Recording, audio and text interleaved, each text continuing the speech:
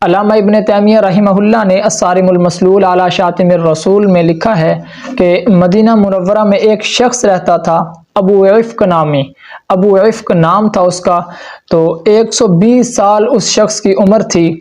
حضور نبی کریم صلی اللہ علیہ وسلم کا وہ شروع سے ہی مخالف تھا۔ آپ مکہ سے ہجرت کر کے مدینہ تشریف لائے تو اسے آپ کا مدینہ آنا برداشت نہ ہوا، تو وہ شخص رسول اللہ صلی اللہ علیہ وسلم کے خلاف لوگوں کو ابھارا کرتا تھا، آپ کے خلاف نفرت پھیلایا کرتا تھا، عداوت کو فروغ دیتا تھا۔